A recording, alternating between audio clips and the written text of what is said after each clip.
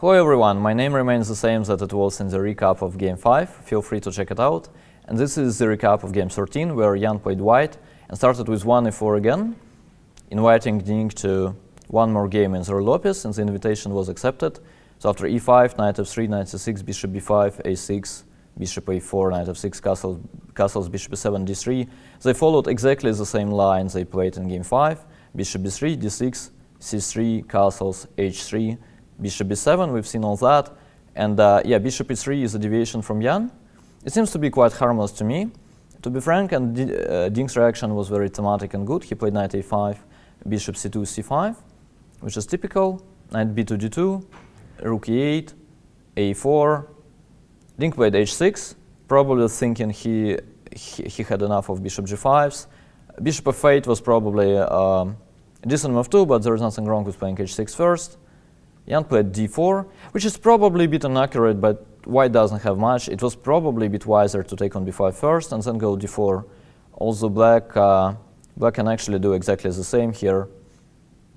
And then it's way more likely, as we have less pawns at the queen side, it's way more likely that the queen side will disappear and we'll have some 4 against 4. He played d4 instead. Ding took twice and played knight c4, which is a very good reaction. Bishop f8 was also possible, but knight c4 is even better. And now it's actually white who has to be a little bit precise, which Jan probably didn't realize during the game. He had to play something accurate like queen e2, knight takes e3, queen takes e3, for instance. And yeah, white is safe, but black is also safe. Something like bishop f8 leaves him with a very, very good position. Some d5 next at some point. Jan played knight takes c4, b takes c4, and he played f3, which is already a real mistake, but once again, he was probably looking for the ways to push black.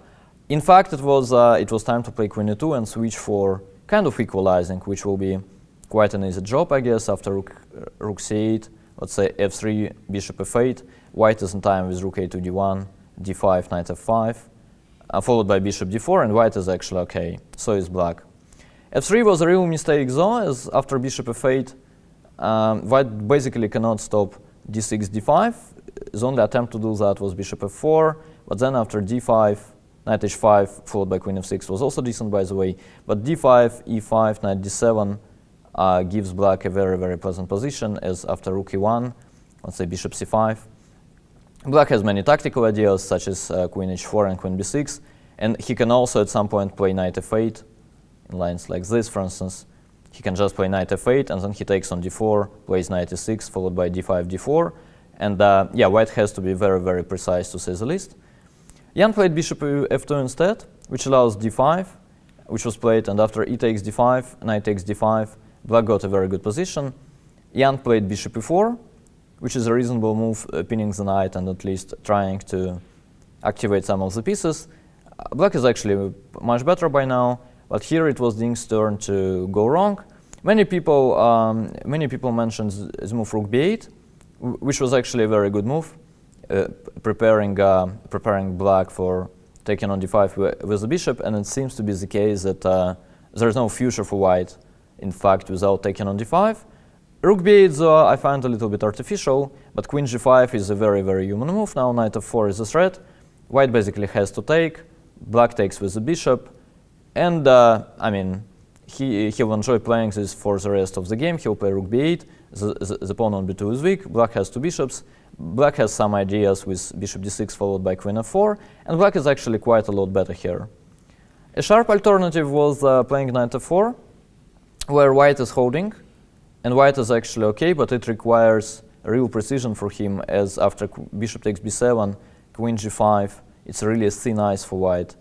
But he seems to be okay after g3, knight takes h3, king g2, knight f4, king h1, and yeah, after queen h5 check, king g1, knight h3, king g2, something like takes, and rook d8.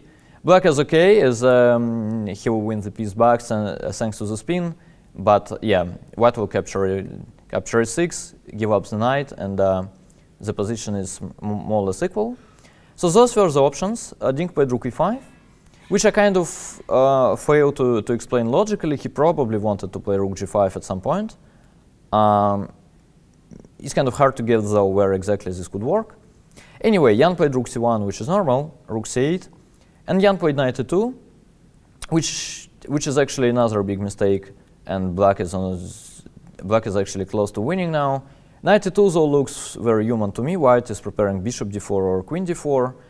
The best move here was queen d2, and then after bishop b4, white I think plays queen c2, which is not obvious at all, to be honest. And the problem with knight e2 is that, well, it's logical, it just doesn't work move by move, as after queen e8, which Dink missed, black is much better.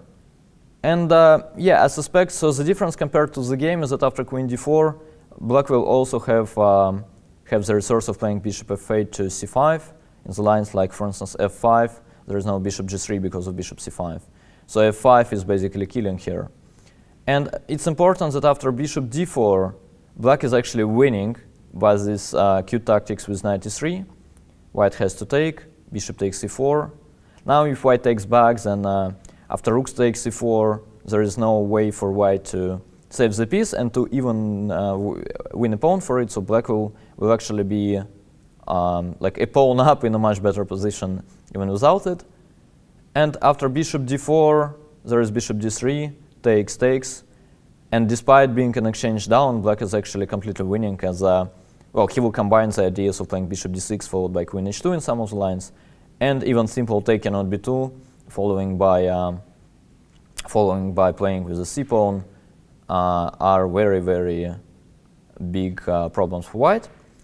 So queen e8 was the move.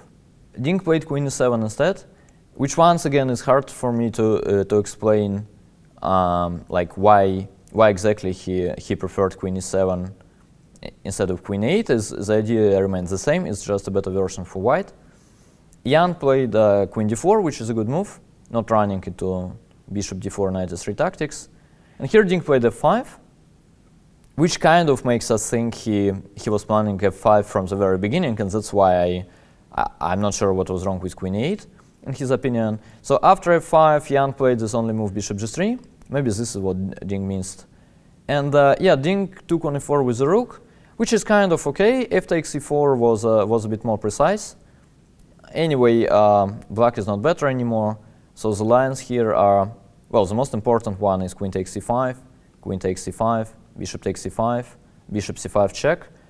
And actually, despite the queen trade, black is doing well in the ending, which is partially based on the existence of knight f4 in this position, which is a very important tactics. And otherwise, after something like king h2, knight e3, black is just completely fine. There is also e takes f3 followed by rook e8, which is good. And well, it's probably even white who has to be a little bit precise here, although the most likely outcome is a draw. After bishop takes c5, e takes f3, rook takes f3, black can just play queen e6. And actually the threat of bishop c5 is that strong that white has to give up the exchange. And after rook takes f8, bishop takes g7 doesn't work, as after rook f7, two white pieces are hanging, and after bishop e5 there is simple rook e7 winning the piece. So yeah, white would have to do something else here, like knight g3, which kind of leaves both sides satisfied as the position is pretty much equal. Dink played rook takes c4 instead, which is probably less fancy. F takes c4, queen takes c4, takes. And they got this ending where, well, if anyone is better, it's white, but it's very hard to prove the real advantage. They played kind of reasonably. Jan played rook f2 d1, knight b4, not the only move, but I think it is actually good enough. The engine doesn't like it at first, but then the numbers start dropping. Rook d7, bishop c5 check. It's actually an important check, as if black starts with bishop c6, then after rook d4, bishop c5, rook c2 c4, the lines actually don't work for black, as yeah, his stuff is hanging, and after a5, bishop e1 or bishop d6, he's in trouble. So bishop c5 check was an important move. King h2. Now we can play bishop c6, rook c7. Once again, reasonable and a very good move for from Jan, it kind of makes sense to trade stuff when you're in exchange up. Takes, bishop d5. Once again, it's the only way for black actually to defend his pawns, and after knight c3, Dink played a very precise move, knight d3, as well, the rest would run into, so let's say we go bishop c6 back, it runs into knight takes c4, bishop takes c4, rook takes c4, and as white is attacking everything, he is actually winning material. But knight d3 was a very good move that allows black to keep everything together. Rook c2, bishop c6, Jan played a5, which he kind of needs to play. Another good move, white basically releases the knight as the pawn on e4 will not be hanging anymore in all the lines with, let's say, knight e2. Dink played king f7, which is once again not the only move, but a reasonable one. Jan played rook e2, knight c1, and yeah, the repeated moves. The only real attempt here was to go knight e2, and then the line of bishop d5, knight f4, takes, looks more or less forced, although it's very difficult to prove white's advantage after something like king e6. It's clearly white who is trying to win this, and the engine does like white at first, but then yeah, it seems that even for the engine it's really difficult to come up with an idea for white. It just seems to me that this position is more or less a fortress, and white doesn't have a real way of making progress in an inning like this. Still, this was the only try, and probably white had to give it a shot. Jan played rook e2 instead. Dink played knight c1.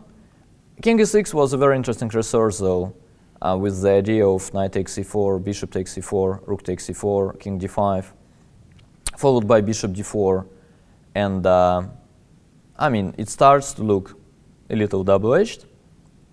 But the problem here is that bishop d4 I think doesn't work after rook a8, and after knight takes b2, white has at very least rook d8 check.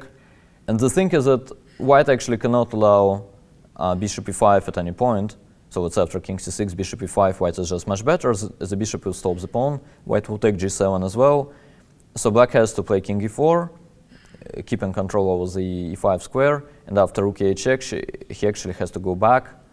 And yeah, in case of something like king d3, white is actually much better after bishop e5. It's kind of clear that white isn't risking much, as after c3, I mean, even the worst scenario would be something like this, where white wins the pawn on a6, and yeah, he's not going to lose this, and he's not worse at all. So Dink probably considered this to be an unnecessary gamble, and he was right in a way, as well, the only problem with knight c1 that he played was actually rook c2 back, knight d3, knight e2, transposing to the previous line, which Jan decided not to play in the previous move, so why would he play it here? And he didn't play it indeed, and the game finished in a draw after rook e1, knight d3, rook e2, knight c1, and so on. They repeated the moves, and yeah, the threefold repetition finished the game.